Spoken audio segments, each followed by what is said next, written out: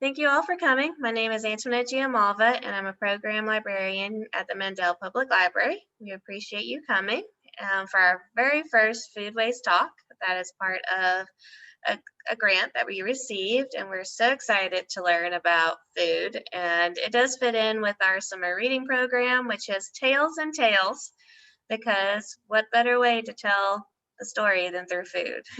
And that's the Southern way, too. So with us is Ashley Rose Young. She's a historian and is over the American Food History Project. And so thank you so much for coming. Yeah, I'm so happy to be here. So happy to be here and glad to speak with you tonight and have a casual kind of storytelling and conversation, hopefully when we open things up for questions in the chat. But yeah, when you're ready for me to go, I'm happy to kind of start with a more in-depth introduction of how I came to learn about Southern food. Go ahead and start. Okay, great. So I work at the Smithsonian's National Museum of American History. So that's right on the National Mall here in Washington, D.C. And I've been a historian for the American Food History Project since 2017. So this is a dream job for me. I get to go to work every day and study the American past, study the complexities of our country through the lens of food, you know, from the dishes that we consume every day to our fast food industry, to the agriculture industry and new technologies that allow us to create, you know, shelf-stable foods or send food into space. All of these different aspects of food culture I get to study every day. And one of my favorite things is to chat with people, to come on to virtual programs, to see people at the museum in person. It's so fantastic. So I'm really looking forward to sharing a little bit of my story with you all today. And that really goes back actually to my childhood. So when people ask me, how did you become a food historian? And how did you come to study Southern food, and why specifically do you focus on New Orleans? That's actually what my first book project is about. It's a history of the city of New Orleans through the lens of food. You know, I go back to my upbringing. So I'm not from the South. I was raised in Western Pennsylvania in Pittsburgh. And my mom was actually a food entrepreneur. She owned and operated 3 gourmet grocery food stores in my hometown. These were stores that were started by my grandparents after World War II, and they grew from there. So I was growing up at my mom's knee, at my aunt's knee, at my grandfather's knee, you know, learning how to bake pies, learning how to peel shrimp, getting our German potato salad ready for sale in our grocery stores. And so I was always thinking about food. I grew up around it, especially from that area of, you know, selling food, of marketing food, of introducing others to different ingredients and tastes, not only from Western Pennsylvania, but from across the country and around the globe. So I always had this interest, right, in other food cultures. And my dad is a historian. And so I always jokingly say, what do you get when you bring together, you know, a historian and a food entrepreneur? Of course, one of their children is going to end up as a food historian, but it's a little bit more complicated of a tale. And that brings me to how I first ended up in New Orleans and how I became really interested in Southern food culture. So I was an undergrad, I was in college, and I had the opportunity to do a summer internship, right? And so I went on to our internship database, just looking for opportunities of what was available that summer. And the very first opportunity, before I did any search criteria, before I filtered through the list, was a curatorial internship at the Southern Food and Beverage Museum in New Orleans. And this was back in 2009. And I thought that sounded amazing. Like I said, my dad is a historian. I grew up going to museums every, you know, every weekend, all summer long, we take our trip down from Western PA and visit the National Mall here in DC and go to the Smithsonian museums. We would visit living history museums all across the country. And so a chance to go to New Orleans, one of the most unique cities in our nation, really just seemed like a fantastic opportunity to grow as a person. So I headed down there as an undergrad, and I had my eyes opened to the world of New Orleans, to the history of Creole cuisine, and to this complex history of the region of the American South that brings together so many different people from throughout the Atlantic world, from Western Europe, West Africa, the Caribbean, Latin America, bringing them into the native lands and the communal lands of indigenous communities here in North America. That was a really potent mixture of people in the colonial period, and it continued to grow, and there continued to be so much interesting conflict and tension and negotiation throughout the 1800s into the 20th century. So I kind of got a taste for this really complex history during that internship.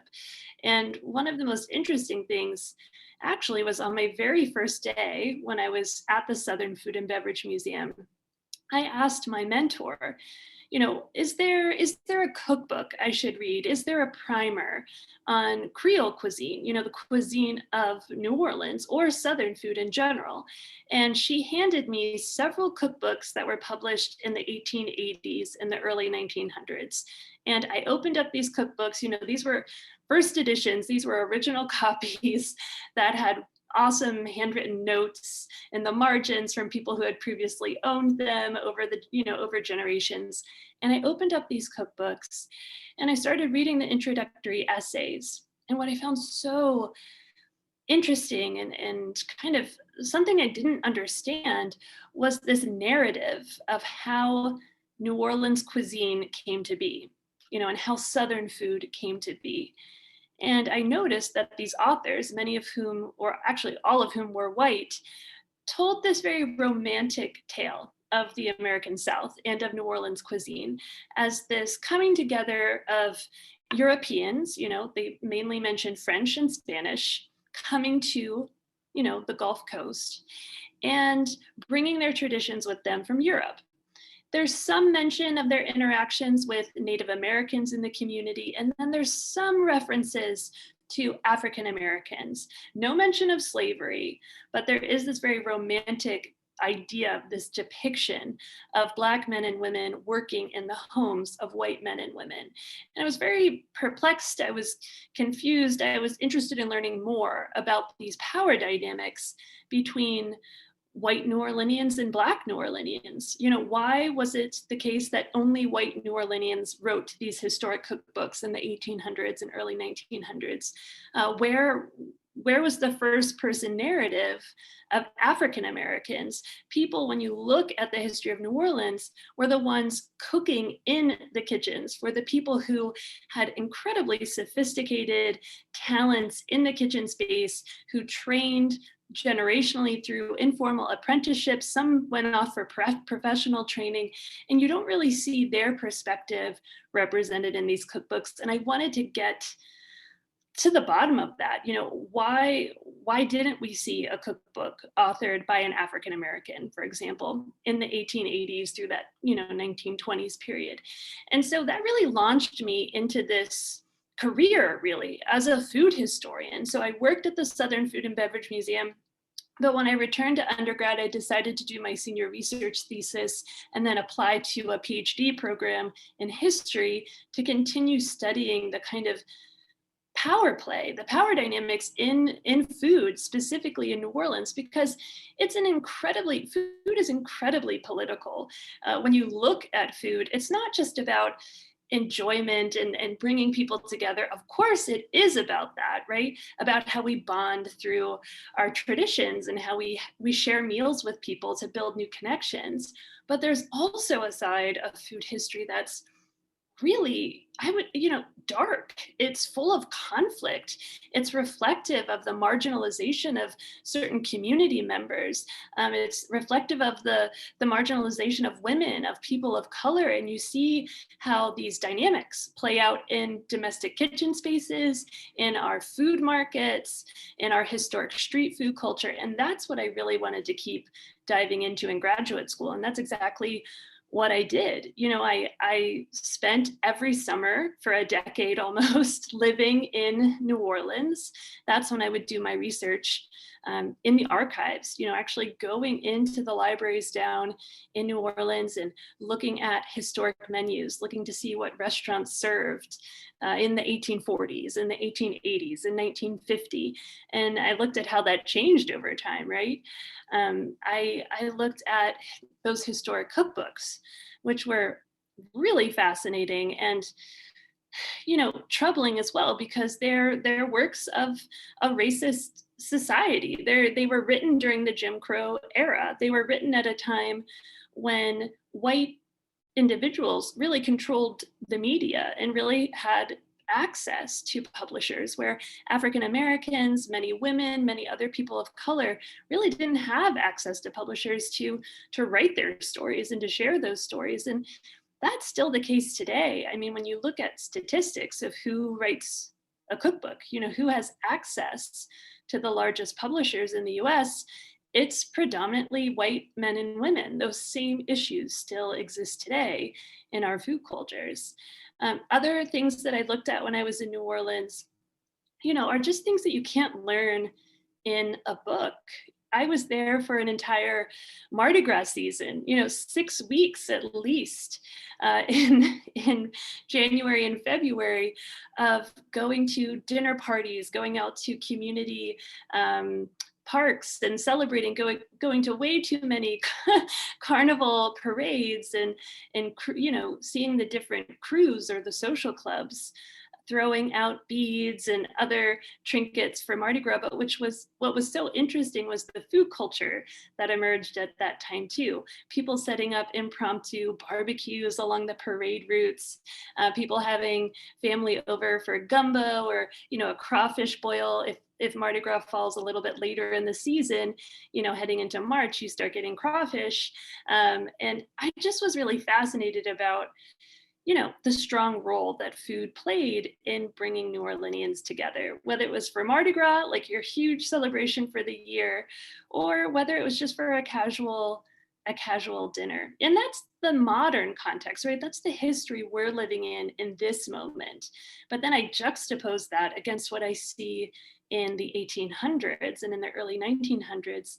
And it's a very different world. And it's a very, like I said, it can be a very dark reality for so many Americans who are living not only in New Orleans, but elsewhere, just because of the racial barriers, the gender-based barriers that they faced, where a lot of them were forced into the food industry, right? They didn't have the ability to go pursue a professional degree or work in an office. Some of their only options were working in domestic service or working as a field hand in the agriculture industry or working as a street vendor. And that's how people found an economic toehold in a system that really prevented them, because of their race or their gender or their ability to to rise in the ranks of our professional class. And so I find, some people might see that as a story that is one of oppression or suppression. And certainly when you're denied opportunity, it is. But I'm very interested in how people really navigated and carved a space out for themselves in food, whether it's street food or working, in a professional kitchen, how they found agency, how they expressed ingenuity and creativity and made the best of their situation to be able to support their families and in hopes of opening up educational opportunities, if not for themselves, for their children. And I see that in some of the work that I do. And you just see this incredible tenacity that's braided all throughout Southern food history of people whose voices are often left out of your traditional narratives of history, whether it's a presidential history or a military history. These are people whose voices aren't often found in those popular history books. But when you use food as the lens into their experiences, you start to see how complex and nuanced the knowledge of enslaved Africans and their descendants were, going back to 1820, going back to 1740. You see how people in West Africa had this incredible knowledge of how to raise rice, how to grow rice, and that when they were forcibly brought to the United States, going to North Carolina, South Carolina, they had that knowledge with them. They educated the Europeans and European descendant people who enslaved them on how to actually successfully grow that crop, which Europeans had otherwise really struggled with. And so there's a reckoning going on right now in Southern food history, where scholars of color, scholars from very diverse backgrounds are, honoring and continuing to honor and dig deeply into this really powerful history of food knowledge and how people fought back against slavery, fought back against racial discrimination or ethnic discrimination through their food knowledge, through their food labor. And like I said, it's a very emotional, it's a very powerful story. Some of you may have access to platforms like Netflix. Right now, there's a brand new release that came out about a 4-part documentary series that's called High on the Hog. And a colleague of mine, Dr. Jessica B. Harris, actually wrote a book called High on the Hog that's really about the West African diaspora and its influence in the migration of people, millions of people from West Africa to North America, South America, and the Caribbean, and the food cultures they brought with them, from the use of okra in soupy stews and gumbos, to the knowledge about rice, this preference for, very fibrous tubers. We don't grow African yams here in the United States, but the sweet potato is a kind of analogous crop that West Africans came to use pretty quickly once they had been forcibly brought here to the United States and grew in their own gardens and used that as a way to sustain themselves, as did their descendants and as they do today. And so, these are the stories that interest me. And I kind of started off talking a little bit about my journey, and that's really some of the work I learned when I was in graduate school. But, New Orleans Creole cuisine, it's just one city, and it is such a complicated story. And today we're talking about an entire region of the US South, and that's an even bigger story. That, the region of the South and its cuisine, you might think it's easy to define or categorize. You might say, oh, it's cornbread, it's the use of pork, or, it's succotash, it's okra. But that's just, yes, those are very important touchstones in Southern cuisine, but the variation from New Orleans to Savannah to the Piedmont to, Appalachia down to the Gulf Coast, it's incredibly variable. And when you start studying all these different regions, you just realize there is no way to really define Southern cuisine and to do it in a way that honors and acknowledges all of the different communities, past and present, who contribute to it. So today, as we keep chatting about Southern history, I by no means am claiming to offer a definition of Southern food, because that's a nearly impossible task, but I'm always happy to share examples of chefs and dishes and just the different expressions of Southern culture and Southern food. And that I can offer, but a singular definition, certainly not. I know since you mentioned Louisiana, my family is all from Louisiana. And you mentioned Creole, and I know one question that I kind of know the answer to, but I figure maybe our audience may not know. What's the difference between Creole and Cajun cuisine? That's a great question. And actually, when I began working at the National Museum of American History, the very first public program that I actually did was Chef was with Chef David Guas. And the two of us got together to do an hour-long cooking demonstration talking about the differences between Creole and Cajun cuisine. So, you know, they both come from the mixture and melange of people that you find in Louisiana, or what we now know as the state of Louisiana. And both of the cuisines draw from local seafood along the Gulf Coast, both draw from, you know, harvest agricultural products, but also things that you can forage in the Louisiana landscape, pecans, you know, very common. But in Cajun country, you have even more preference for things like, you know, that you can actually hunt. Back in the colonial period, that would have been bear, for example. You know, that was, black bears are readily available and hunted. Not so much today, but you see that focus on wild game or waterfowl and other birds that are available in the area. But here's how I define the major difference. So Creole cuisine, I think of as the cuisine of the city of New Orleans. What you find, what you can eat in the city of New Orleans itself. And I'm talking about prior to 1950. So let's take the historian's perspective. Cajun cuisine is really more of a rural cuisine in Louisiana, you know, north along the Mississippi from New Orleans, right? And it's a different group of people who settled in Cajun country. Many of them, some were Germans who had been there since the colonial period. Others were of French descent, but they came from Canada. They were up in Acadia, right? And then during the French and Indian War, when the British were waging war in Canada and gained authority and gained power, they forced many French migrants to leave the country, to leave Acadia, where they had been for generations. And some of those community members fled, right? British controlled Canada, came down through the Mississippi River Valley and ended up settling in Louisiana because it had been a French colonial territory. There were community members in and around New Orleans that spoke French. And so there was some connection there, some continuity. And this group from Acadia actually settled about an hour and a half to 2 hours away from New Orleans by car.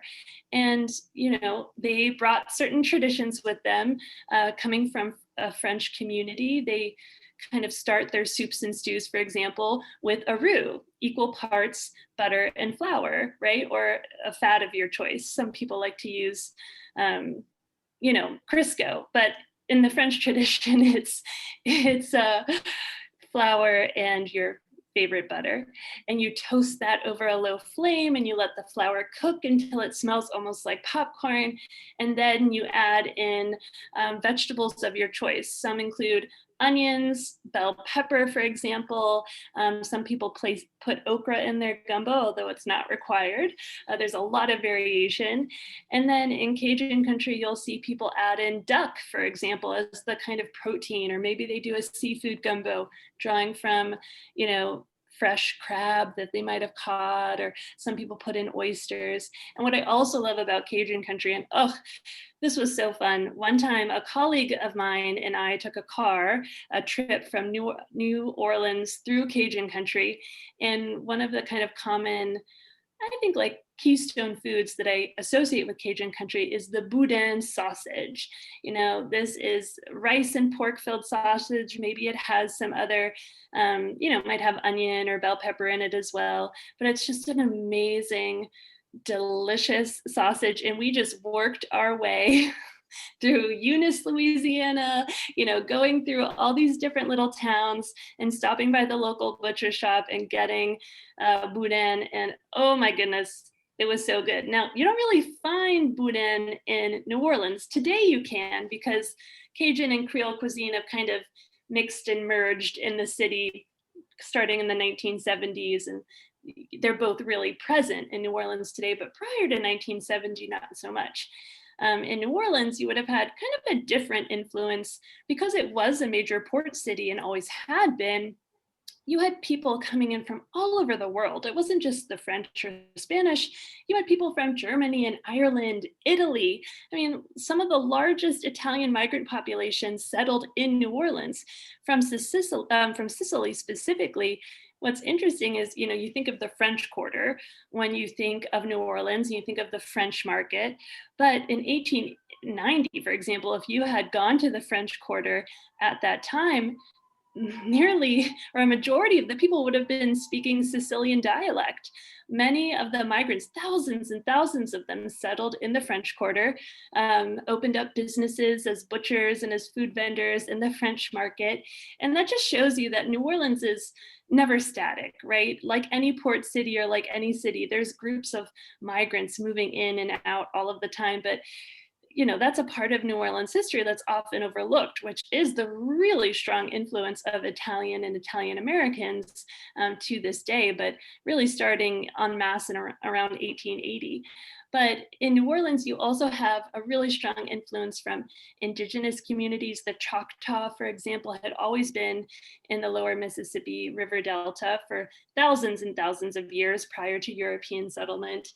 You also have the influence of West African enslaved people from West Africa and their descendants, which, were the labor force that really grew New Orleans's agricultural presence.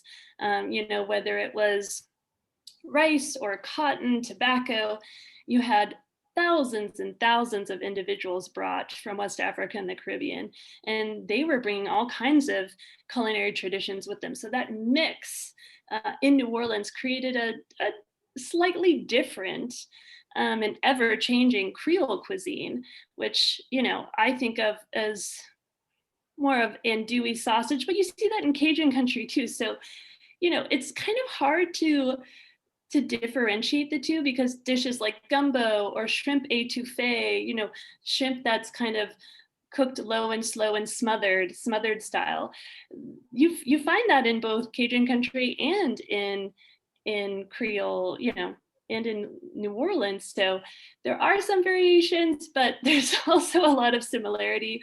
But I think the major difference is geographic, and also the major differences in the French population. Like I said, coming from Acadiana down through the Mississippi River Valley, they were Canadian, right? French Canadian, but then the French coming into New Orleans, they were coming directly from France or through the Caribbean. So you have that influence from colonial Saint-Domingue, colonial Haiti, and things like that. So just slight differences there. But I love that question. I'm glad you did. Because of those type of different aspects in just Creole and Cajun, what are some of the basic tenets or aspects of Southern food in general? Like the ingredients, cooking techniques, and what migrant groups contributed of course. So as I mentioned, I'm working on a book right now on New Orleans. So my mind has very much been on Creole cuisine, but in preparation for this talk, I had a chance to revisit some of my favorite food history books and cookbooks on Southern food. And some of them, for example, I'm not sure if you've heard of the Southern Foodways Alliance, but they're a fantastic organization based out of the University of Mississippi. And for over a decade now, they've been documenting the modern food culture of the American South through oral history interviews, through documentaries, through podcasts. And a while ago, they came out with this amazing community cookbook. And when I was in grad school, I had a chance to collaborate with the Southern Foodways Alliance and do an oral history project with a local market in North Carolina, the Carborough Farmers Market. It's a great market. It's historic in the sense that it was founded in the 1970s and had some of the earliest examples of certified organic farmers in the country and in North Carolina specifically. And so that was a really great project to be part of. But to kind of prepare for this talk, I was going back through cookbooks like this where they just had passionate food writers, chefs come together and contribute their families' recipes. And you have everything in here from barbecue. So barbecuing is a deeply historical technique of preparing foods.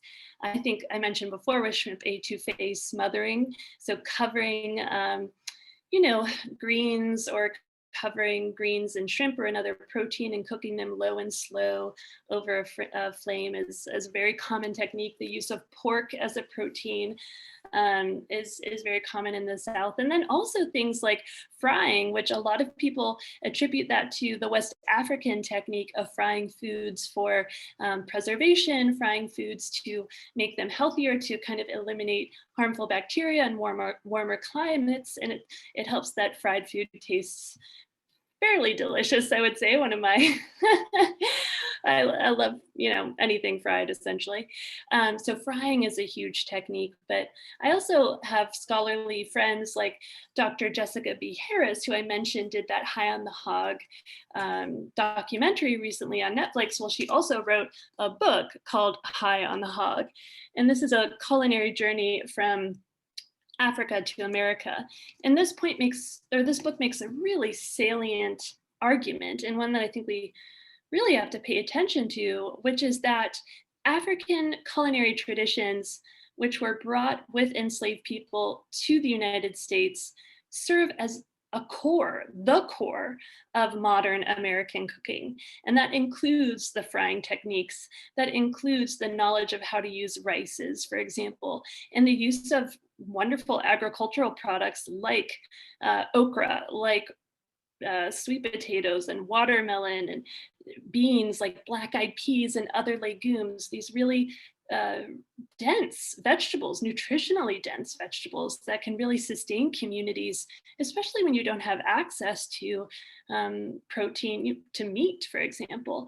And so when I think about what is a central tenet of Southern cuisine, I really do think about the influence from West Africa and in the Caribbean. And it's not just what's a central tenet of Southern food, it's the central tenet of food within the United States more broadly.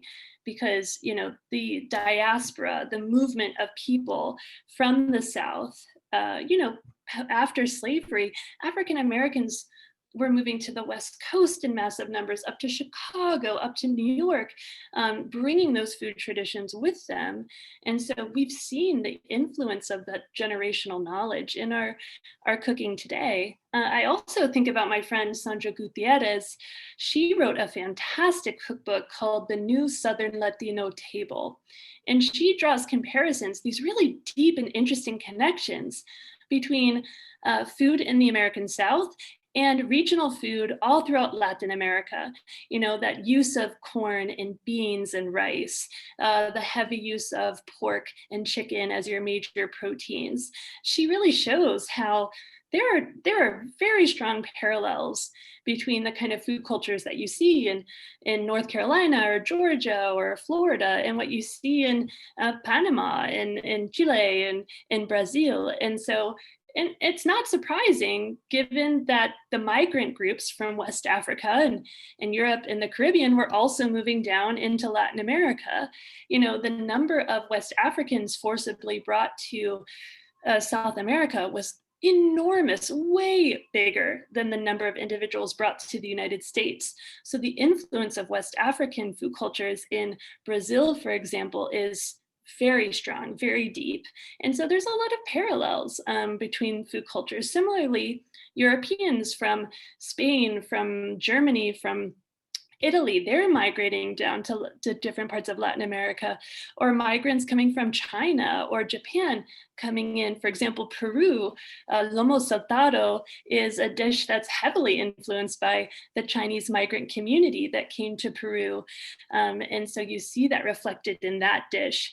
Similarly, in the United States, Chinese migrants arriving for the Transcontinental Railroad to work and labor in building that in the 1860s and 1870s, and other migrant groups coming throughout the 20th century. You see this really diverse, really robust representation of different Asian influences in the food culture of the United States. So those are just some ideas about the different tenets of Southern food. But what I also find interesting is that sometimes people have a static view of what Southern food is. Like I mentioned earlier, that it's it's strawberry pie, it's cornbread, it's barbecue. And of course it's those things, but Southern food is always changing. And migrants are constantly coming in to the United States from all parts of the globe, bringing different culinary techniques and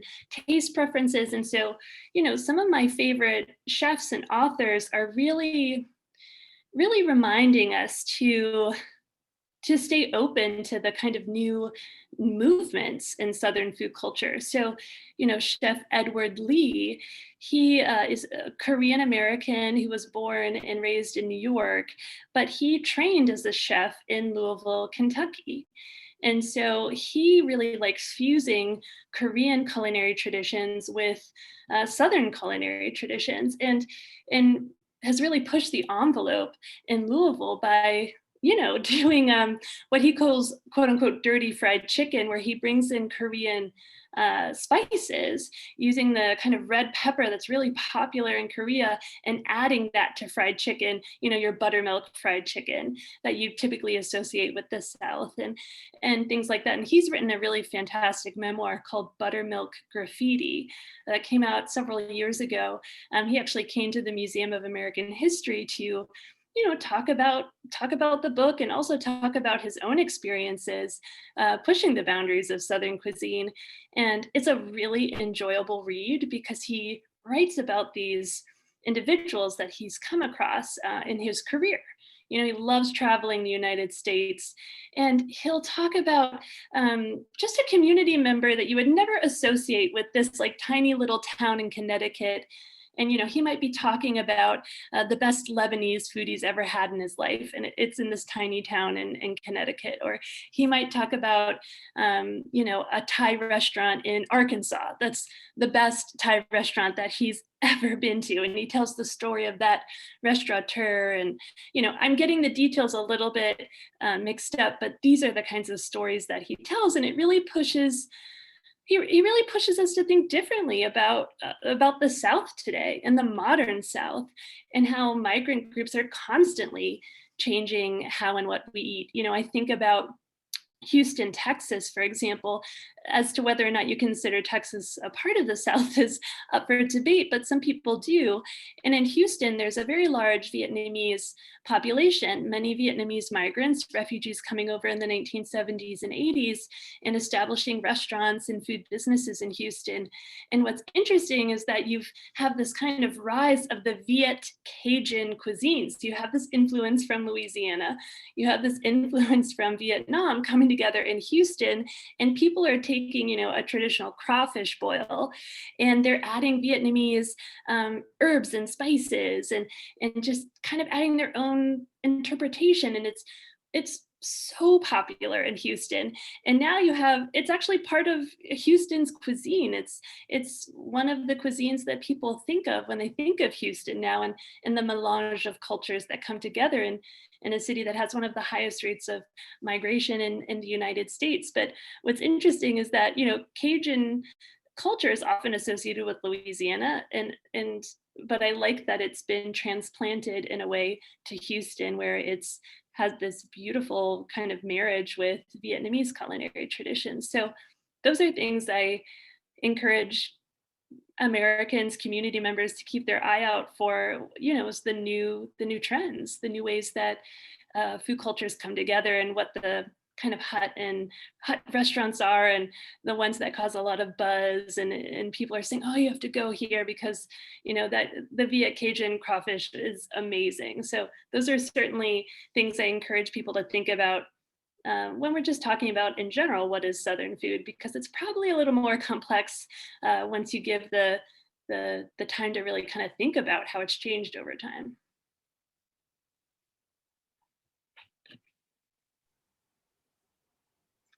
I loved hearing about all of that. With that, who gets to define what Southern food is? I know we were talking about how there's been so many different people who've put their personal spins on it. I know when I think of, especially since you talk a lot about Louisiana now, I think of, Emeril Lagasse, Justin Wilson, all of those, the big names from there. And but who gets to really define Southern food, and kind of like when did it start and how has it evolved since then? That is a great question, and one that, as a food historian, those are the questions I find really interesting. And when I think about who gets to define a cuisine, I think about defining it in print, through a cookbook, and how that happens. So going back to the earliest cookbooks in the United States, a lot of the early ones that were published in the 1700s were actually published by British authors. So these are not American born authors. These are British individuals living over in Britain, for example, publishing these compendiums like Amelia Simmons's American Cookery, right? This is published in this is, or actually, sorry, I wanted to say Susanna Carter. Sorry, my apologies. I'm getting my early cookbooks confused. So Susanna Carter published The Frugal Housewife in Great Britain in 1772. And then this is also the first time that a cookbook was reprinted in the United States for an American audience. And it's reflective of the kind of food cultures you would have come across in New York and Baltimore, or even in Charleston, where it was heavily influenced by British culinary traditions. But then you have Amelia Simmons in 1796 write American Cookery. And this is what food historians consider to be, the first cookbook written by an American author, someone born in the United States. And this was an important cookbook at the time. 1796, the United States is still a relatively new country, and you have an individual coming out and making a claim that the US has unique food, that it's distinct from Great Britain, right? That it's distinct from France, it's distinct from these other cultures that are often held in high esteem, coming largely from Europe, because this is from the perspective of white authors of European descent, right? And so Amelia Simmons's cookbook is really interesting because it uses a lot of the same cooking techniques as they used in Britain, but it starts to showcase some of the American ingredients, the heavy use of pumpkin and squashes, the use of turkey as a protein, cranberries as well. Some of those kind of foods that you often associate with New England, foods that you kind of associate with our kind of modern interpretations of Thanksgiving, those start to appear in Amelia Simmons's cookbook. Now, that was a national kind of work. That wasn't a cookbook that was saying, oh, this is a regional cuisine. She was not trying to define the Northeast as a cuisine, but largely those were the recipes that she was really showcasing. But it really isn't until many years later, around 1828, for example, that you have your first state-based cookbook or regional Southern cookbook. And I often touch on the Virginia Housewife, published in 1828 by a woman named Mary Randolph, another woman who was white and of European descent. But she really focused on things like Virginia ham. She really focused on a lot of the agricultural products available in the South, highlighting the bounty of the agricultural products there. And the South is a very distinct region in the United States. And if you're going back in your history books, there is that cultural division that many Americans focused on between the North and the South, the North being a very industrial place, the South being based in agriculture, and obviously also these major conflicts about slavery, right? That would lead to the American Civil War. And so Mary Randolph, I think, is kind of one of those key cookbooks that starts to show you the trends here of who gets to write about Southern cuisine. It's often white individuals, solely white individuals, really for many years. It can be women and men, but then you start to see there are examples of African Americans, for example, who in the mid 1800s begin to publish their own cookbooks.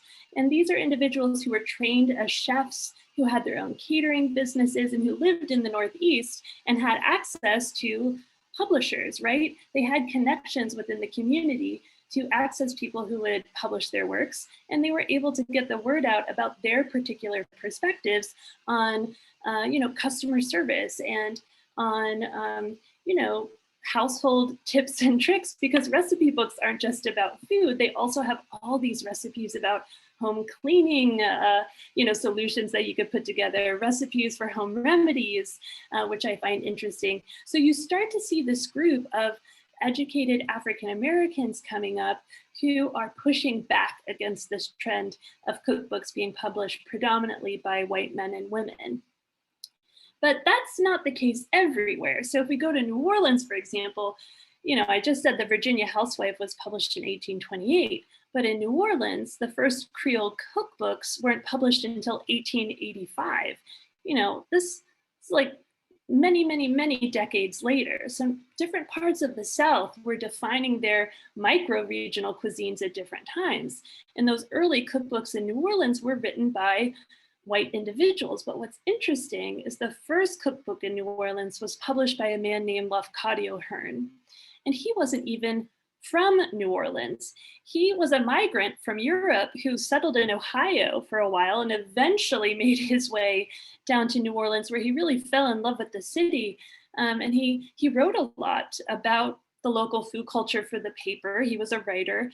At one point, he tried to open up a very affordable restaurant and eatery that was only semi-successful, but he got in his head that he wanted to write a cookbook documenting all these unique recipes that he saw in New Orleans, like that gumbo, like your souffles and your traditional kind of French and or Western European dishes that fused with Native American traditions and West African.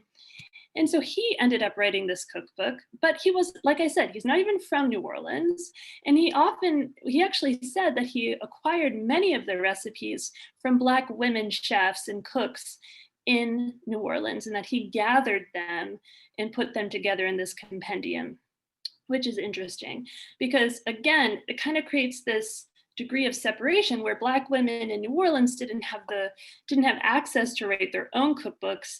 It was when white individuals came to them, took their recipes, compiled them, and then published them for a broader audience. And you see that kind of trend happening in New Orleans history for the next several decades. In fact, it's not until 1939 that a Black woman authors a cookbook in New Orleans. Her name's Lena Richard. She was the first Black author to write a cookbook. I actually have a copy of it right here. I'm actually working on a book right now with her granddaughter about her life story. It's really incredible. But Lena Richard she really fought back against this idea that white individuals had control over the narrative of Creole cuisine, of what the dishes were, what the best dishes were, of who came together in the colonial period to create this cuisine. Richard, as the first Black woman to author a cookbook, I mean, this is significant. She talks about in her writings that she started gathering recipes from her community for decades. And these are people who willingly gave her recipes. This wasn't someone coming in, taking those recipes and publishing them through a publisher in New York, like Lafcadio Hearn did. This is a woman who had worked as a caterer, who had opened her own restaurants in the Jim Crow South, who had received professional training in Boston and actually came back to New Orleans to be this amazing chef and become known as the best chef in New Orleans. She really worked with her community to create an archive of their recipes from their perspective.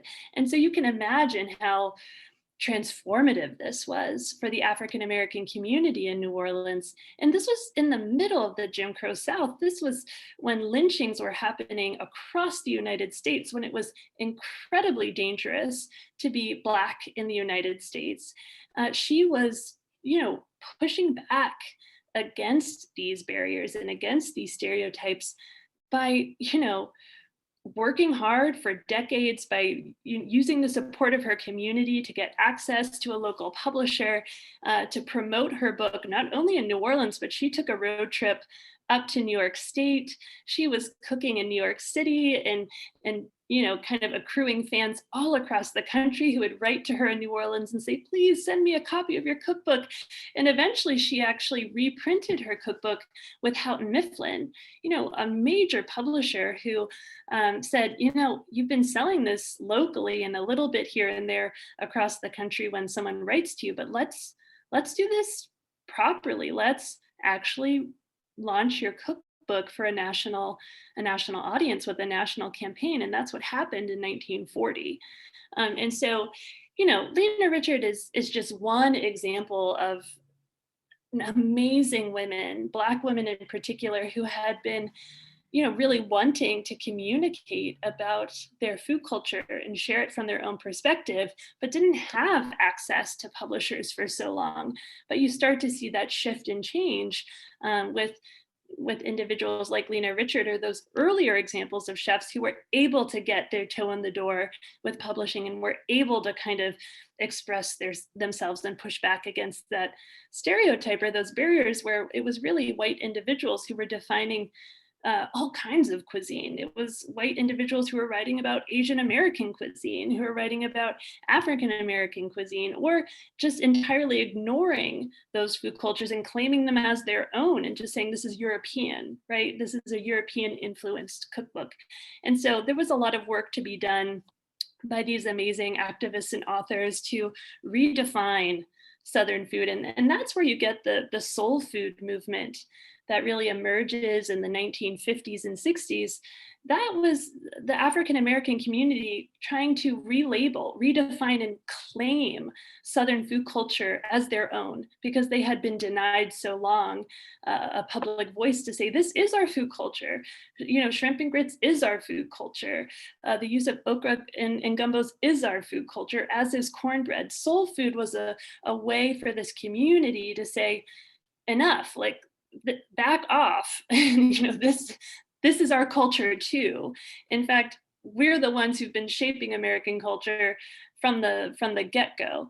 And so that's really powerful. You start to see that cookbooks aren't just a collection of recipes. They can be a form of activism. They can be very subversive and really push against the norm and carve out a space for people to change opinions and to make a difference. And on that note, I know you said something about food being political. And for me too, I have some friends who are in the cooking industry, and they talk about how for the stereotypical, like old school thought of women are in the kitchen. But then when women try to go and have that as their career, you don't belong in this kitchen, and or you aren't allowed to become a chef. And then for the stereotypical way of thinking for males, well, you're not supposed to be in the kitchen cooking. That's a woman's job. And then you go and try and get that job. They're like, well, you can't be this, but you can be a chef. So it just seems very, like you said, political on all different types of ways between racial and gender and all of that. And I know we've had some great chefs come out, like Rachel Ray and Pioneer Woman, Barefoot Contessa. And are you seeing a shift? And how else is food political as well? Yeah, so I I do think there is a shift for sure in our food culture in the U.S. right now. I think you see more and more statistically women of diverse backgrounds present in the kitchen. And you also see people, men and women of diverse backgrounds, migrants from across the world or whose parents or grandparents were migrants, coming in and saying, make way, create space for us, right? Support us in our pursuit of a profession in the culinary industry, right? Because we're better with diversity. We create more interesting kinds of foods when we come together and collaborate, right? Rather than segregate, rather than bar people from participating in professional culinary service, right? And we were just talking about Lena Richard, and I'd love to go back to her for a second, because this was in 1918 that she went up to Boston to get a culinary degree from the Fanny Farmer Cooking School. And Fanny Farmer being the most famous home economist and culinary educator at the time in the United States. And Lena Richard, as a young Black woman, heads north to get this training. And she has access to that degree, right? She gets that degree. But keep in mind that when she went to that school, the US was racially segregated, right? This wasn't just the Jim Crow South, it was the Jim Crow Nation. And so when Richard was up there, she had to dine in a separate room from her classmates, all of whom were white. She was the only Black woman in her class, and she was not allowed to eat with them. Yet at the same time, they were in class all day together, learning these culinary techniques. And in fact, her classmates often came up to Richard and just noticed how talented she was. She brought a lot of tradition and a lot of innovation and technology with her to Boston. And her classmates were actually asking her if she would give them cooking lessons to teach them at the cooking school how to make traditional Southern classic cuisine. And so it was kind of at that time that Richard realized, oh, well, one day I think I want to write a cookbook. But what that degree allowed her, that degree from Fanny Farmer, it allowed her to go back to New Orleans as a credentialed chef. It gave her this ammunition to continue breaking barriers, to open her own restaurants, to write a cookbook, to cater for the elite families of New Orleans. That credentialing was huge for her, and it just shows you how important education is. And if you don't have access to education, you're really at a disadvantage. And you even see that with Julia Child's story, for example. We're looking post World War II. She's living in France with her husband, Paul, who works for the Foreign Service, right? And she's trying to find herself. She's trying to make a career for herself. And so she goes to cooking school at Le Cordon Bleu, but originally signs up for a class for women, right? It's not a professional class. It's a class to educate women who are considered housewives how to prepare meals. And Julia is just bored out of her mind. She doesn't find the class stimulating at all. So she asks to attend the professional class, which, when she's admitted through a lot of consternation, she kind of has to push her way into that class. It's all French men who are GIs who had just got out of the service in World War II. And there's Julia at 6'4", along with all these French men. And she's the only woman in her class. But then she gets that degree from the Cordon Bleu, which is very, very rare for a woman to hold that degree at that time. And then she's able to build a network. She connects with other women cooks and chefs who become her co-authors from the Art of French Cooking, or Mastering the Art of French Cooking. And she just keeps building her career from there. And as we know, that leads to her being on TV, on WGBH in Boston, and to becoming one of the most well-known culinary authorities, culinary educators in US history. And that credentialing really meant something for her, even though she didn't go into a professional kitchen per se, working in the back of house in a restaurant in Boston, New York. But that degree really credentialed her, and I think gave her the audacity to try to write a very complex cookbook of French cuisine for Americans. She had that skill set. She had that knowledge because she attended Le Cordon Bleu. So, you bring that to today, and who has access to culinary education. What's interesting is you still see that a majority of the individuals going to culinary school are white men, and are men in general, some of of different backgrounds. And Anthony Bourdain wrote about this kind of toxic masculinity of the kitchen space in his memoir, right? And he talked about the use of drugs and alcohol, and how the restaurant industry in some cases attracted a certain kind of individual who liked to live on the edge. And there was this culture of kind of aggression in some cases, where chefs might be yelling at the people working in their restaurants or physically abusing the people in their restaurants. To, in some cases, obviously not all cases, there could be and there was a very toxic culture in the professional kitchens, right? And so you have women in the 70s, 80s, 90s, coming along and getting their degrees, but then going to work in these professional kitchens that are not only, toxic for the men working there, but obviously toxic for the women as well. It could be a very abusive environment. And I think that discouraged um, many women who might have found themselves to be the only woman in a professional kitchen to stay in that industry, because there was such a lack of representation, a lack of support of other women to help them get through those really difficult back of house conditions. And you start to see that it's changing. I think there's another reckoning happening in our professional food industry where, people are not tolerating that kind of mental and physical abuse from top chefs anymore. They're getting called out for that kind of behavior by their staff, and back of house staff and front of house staff. And there's a lot that needs to change about the restaurant industry in the United States, and we see that in the headlines today. This was an industry prior to the pandemic that was already running and operating on razor thin margins.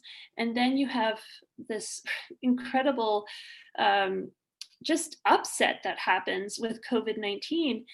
And you have these businesses that were really struggling to make a profit collapse and fail for those who weren't able to adapt to the conditions of the pandemic, because things do need to change in the restaurant industry, and how we pay our restaurant workers, how tips are shared among front and back of house staff. There's this whole controversy over tipping in general. Do we tip as an American public, or don't we? Is the restaurant responsible for paying a living wage to the front and back of house staff, or is it the customer who helps who's obligated to and helps make up for the lower wages of front of house staff? But then you have people in the back of house who are salaried, who don't have access to those tips, who will end up making significantly less than those staff in the front of house who might be working in a fancier restaurant where tips can be $50, $60 per table. So you see all these inequities in the restaurant industry, really come to the fore, really come into the limelight during the pandemic. And, just here in DC, I live in my neighborhood. One of the most celebrated restaurants here in DC was recently, their staff walked out and they've shut the restaurant down. They said, we're not going to work for you anymore until you meet our demands for higher wages. And so that restaurant was closed because they didn't have any staff. And so you do see the power dynamics here shifting as public opinion, and as well as shifting to support, to be in favor of a living wage, to really want to get behind these workers and to support restaurants who are supporting their workers. And that really does come back to the chef. That comes back to the professionally trained chef too. And you start to see many restaurants who are praised for equitable pay, who are praised for pushing against the traditional restaurant industry and creating a more equitable one. Many of them are women. Many of them are people of color, people who faced a lot of prejudice and a lot of barriers and a lot of toxic culture as they were coming up through the food industry. Now that they're running their own restaurants, they want to create change, and they want to be a part of the change for the better. And so, there is really exciting work happening out there, and chefs to kind of pay attention to. But yeah, those are just some thoughts on the kind of importance of education and access to education. And also some of the problems that are present in our restaurant industry today, and the ways that people are trying to find a better future for our food community. Thank you. We have a question from one of our attendees. Speaking as the great granddaughter of employees. How did poverty and a lack of access to food not sold in the mill stores or available to be bought with mill dollars affect some regions' take on Southern food? Sorry, can you read that question one more time for me? I just want to make sure I'm getting everything. Yeah, so speaking as the great granddaughter of a mill employee, how did poverty and a lack of access to food not sold in the mill store or available to be bought with mill dollars affect some regions' take on Southern food? That's a great question. And so, depending on where that mill is located, I think about Appalachia, for example, and the poverty in that region because of the certain industries that are in place there. Thinking about West Virginia and the coal mining industry, for example, and the kind of access or lack of access that people had to fresh food. I have a colleague, Ronnie Lundy, who published a cookbook recently called Victuals, all about the really diverse food cultures of Appalachia, but also talking about the complexities of the economic situation there, where fresh food historically could be hard to come by, where individuals who might be on government support and who had access to, food stamps or government supported foods might have had very limited access to fresh food, but might have had more access to shelf stable foods, canned foods, things of that nature. And so people had to adapt, and change their recipes. Not having access to fresh corn, you're going to be using canned corn, right? And maybe you're using creamed corn, and that becomes a more common side dish at your holiday dinners, rather than like a succotash, for example, that's going to be using fresh corn and bringing in different peppers and beans and things like that. So I do think economics play a huge role in shaping food cultures. I mean, you see that in the African American community. Historically, enslaved people didn't have access or the ability to purchase, those choice cuts of meat, and so oftentimes they're adapting things that might have been considered quote unquote lesser than, but they turn them into really delicious and really historically important and culturally important dishes. I think of chitlins, for example, taking the intestines from pork and turning that into a dish that's going to be providing protein, and fat and good, good vitamins for their family, or thinking about pig's feet, pickled pig's feet, something my dad loves to eat, actually, out of the jar, pickled pig's feet, or pig's ear sandwiches. I watched a documentary by the Southern Foodways Alliance that I mentioned that does this beautiful profile on a restaurant in the South that sells these much beloved pig's ear sandwiches. And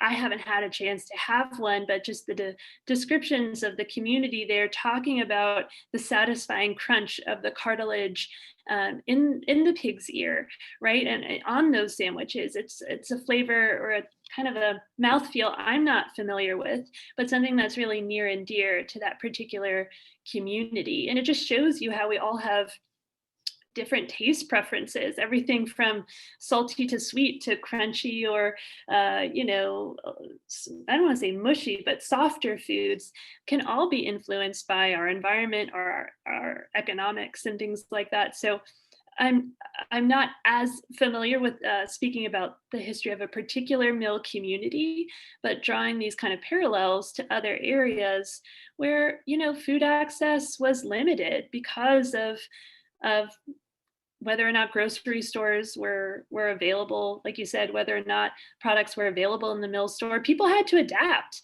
and that doesn't make the food any less Southern or any less culturally significant. I think the most interesting stories are those of tenacity, of people coming up with new variations of dishes to feed their families and to create meaning around the dinner table, right? To come together and hopefully sustain themselves and build new traditions. And those are stories that I find the most compelling, to be honest. Thank you for that. You had talked about how old Southern recipes look, or cookbooks look so different because, you know, the writing and the margins and everything. Another question from one of our participants says, why do old Southern recipes look so weird? My grandmother's recipes just have a pinch of this or enough of that, and it's so frustrating trying to recreate it. And I know for me myself, I know when my mom gives me a recipe, it doesn't taste just like hers because I'm pretty sure she's leaving something out. That is a great question, and one that I've had to deal with throughout my career as a food historian, because recipes do change over time. And looking back to like the colonial period, I'll read these handwritten cookbooks because they didn't have many published printed cookbooks. People just wrote in journals, and they would kind of use that a dash of this, or there was a lot of assumption that certain skills were passed down from one generation to the next, and that you didn't need to write out a very detailed recipe, because it was like, oh, it was assumed that someone who's doing domestic work, who is a woman in this particular time period, they're going to know how to create a slow fire in their open hearth kitchen. They're going to know how to make a roux. A lot of early recipes in Louisiana say first you make a roux, and then it goes on to the next step, but they don't even define what a roux is, what, how much flour or fat should go into it, how long you should cook it. It just says first you make a roux, because there's an assumption that there'll be a network of people who will have taught you that very basic cooking technique. So that's interesting. Something else to keep in mind is that, recipes didn't come to look the way they do. I'm bringing up one of my cookbooks here, the Southern Foodways Alliance cookbook. Here's an example of a recipe for chicken and dumplings. It has like a little story. It lists out all the ingredients with very exact measurements. And you go into the second page and you're having paragraphs of descriptions of how to prepare the chicken and dumplings. That is a very modern idea of how to do a recipe, and that really emerged out of the home economics movement. If we're looking at the early 1900s, late 1890s, early 1900s, 1910s, and 1920s, you have what they call the home economics movement. And this is where women who, were spending their lives laboring in kitchens, laboring in their homes, they wanted people to recognize the skill and the ingenuity and the knowledge that went into maintaining a home, whether that was cooking for their family or taking care of the property. They wanted to legitimize their knowledge. And so women came together, at first many white women, and it diversified after that, came together and they wanted to create college-based programs, university programs, to get a degree in home economics, to say there's a way of credentialing these skills. There's a way of recognizing that this isn't just something that you're born with as a woman, that you just know how to cook. This is something that you have to really practice at, right? And so they started looking at other university programs. They looked to the sciences, to physics, to chemistry, and they started seeing this kind of the use of the scientific method, the use of directions and how to conduct chemistry experiments. And they adapted that kind of model, that listing out of all the ingredients, like you would list out all the components in a chemistry experiment, and very carefully detailing every little step of a recipe. They started to do that. That's what was done in the chemistry lab. That's what they started to do in their cookbooks, to say cooking is scientific, right? Cooking is a science, meaning cooking is legitimate, and you should recognize that. And so that's really when you start to see these shifts in that kind of more scientific, much more detailed, much more precise recipe. That's all a result of the home economics movement in the first half of the 20th century. But then, cookbooks continue to evolve, continue to develop. And our readers, they don't just want to read a recipe. Some people want a story. So now, today, it's not about just including really detailed recipes. It's about telling your whole life story, or talking about, you know, looking into the past. You know, I have cookbooks here that I brought. I wanted to have them on hand to show. This is a New Orleans cookbook called Shaya, and it's called, you know, Shaya, an Odyssey of Food, My Journey Back to Israel. This is by Chef Alon Shaya. I love his restaurants in New Orleans. But you know, so much of the book is actually essays that he wrote telling his own story, reflections of his childhood, you know, fishing with his grandfather. He tells the story of Hurricane Katrina. So half of this cookbook really is a narrative of his own life. And so you even see today that cookbooks are going through another evolution where it's not really about the recipes anymore. People are reading cookbooks like novels. They want to get to know people. And so I find that an interesting evolution as well. But yeah, when you were asking about our ancestors, our grandparents not really writing things down, I mean, a lot of that knowledge they kept in their head. And a lot of that knowledge they learned from their grandmother, their great grandmother. You know, these are things that were passed down through verbal communication that people mimicked with their hands. It wasn't written down. It was something that you just knew because you were cooking this food every day. That is a very good explanation, and probably explains why my mom can write down everything properly to give to me. We have another question. This one's kind of controversial in my opinion, but how did the barbecue divide happen? I'm from North Carolina Appalachian Mountains, and pork barbecue with vinegar sauce is so obviously the correct barbecue. How did so many people get it wrong? This is a great question, and one that dozens and dozens of barbecue enthusiasts have written about. So I spent quite a bit of time in North Carolina, and I am a huge fan of vinegar-based sauce in North Carolina. So, you know, I spent a lot of time in Durham, almost a decade, and really feasted on the beautiful Carolina pulled pork and whatnot. It's an interesting question, and you're always going to have regional divides. You know, I think if we're going to look at barbecue, gosh, you go to Memphis, you go to Texas with the strong use of what was available there. It wasn't pork, it was beef. So you even see the strong difference in the proteins that people are using, which I find interesting too, not just about the sauces, whether they're tomato based or how much brown sugar or not they may have. You're definitely going to have these variations just because different communities are going to have different taste preferences. And it's not just barbecue that has these differences. I was talking with my friends the other day about you know, the controversy over hot sauces. You have Tabasco out of Louisiana. You also have Crystal there.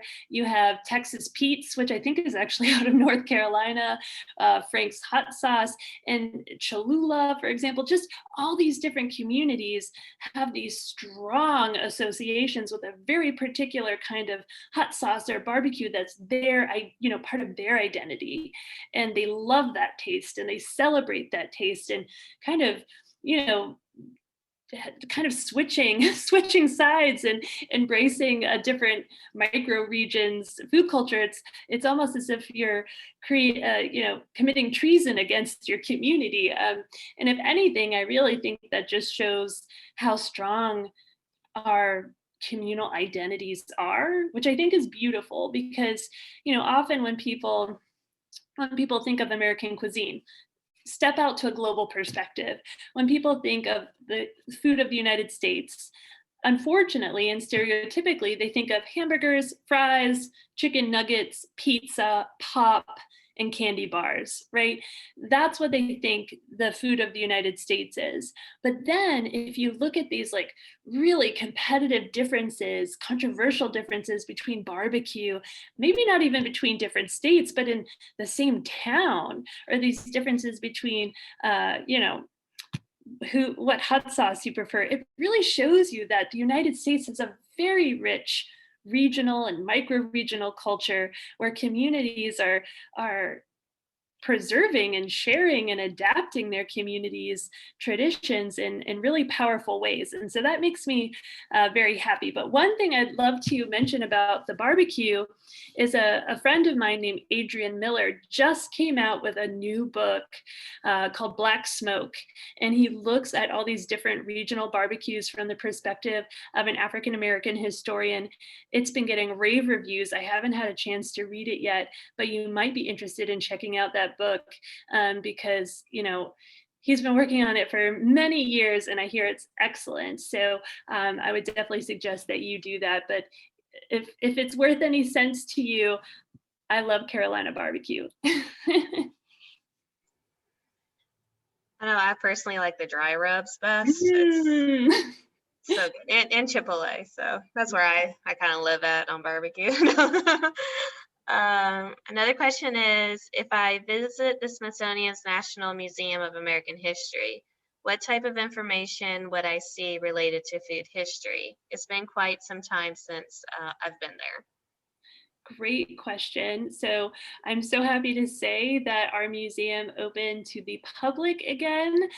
Just a few weeks ago, we had been closed for so much of the pandemic, but we are now doing timed ticketed entry. So we definitely welcome you to sign up for a timed entry pass online and come visit us when you can. But at our museum, we have the American Food History Project, and this is a project that's existed for 25 years so far, believe it or not. And it started back in, late 1980s, early 1990s with our team collecting the history of American wine. And they went out to Napa and they went out to California to start really to document this very unique wine culture of the US. And the reason they did that was because of the Paris tasting in the 1970s, where for the first time in this blind tasting, American wines beat French wines. And it was a huge upset to have these aficionados of wine culture tasting American and French wines. And they came to decide that it was the American wines that tasted the best. And that really proved that what American wine growers and winemakers were doing was reputable, was fantastic, was something to be celebrated. So we started the project doing oral history interviews and collecting objects from all these fantastic wineries out in California. And they are on display. Those objects and those stories, along with many other stories, are on display in our Keystone Food History exhibit, and it's aptly titled Food, Transforming the American Table. And that is on the first floor of the museum, and that's also where you'll find Julia Child's Cambridge, Massachusetts kitchen. So if you saw the movie Julie and Julia, you see that one of the characters, Julie's character, goes to the Smithsonian and kind of pays homage to Julia Child and goes to her kitchen. And that kitchen is still on display in our exhibit. And in fact, we did a refresh, kind of a reinterpretation of the food exhibit. It opened in 2012, and in 2018, we did a refresh. We went in and put in new stories, new objects, and I was part of that team, which was really exciting. And that great exhibition is on display. It's there. It's going to be there for the next at least 5 years. So I would encourage you to come and learn about, the major cultural and technological shifts and changes since 1950. That's really what that exhibit looks at. And then also, one of the things I do at the museum is I host our live cooking demonstration series, and that's called Cooking Up History. And it's a monthly program. It's free and open to the public in the museum.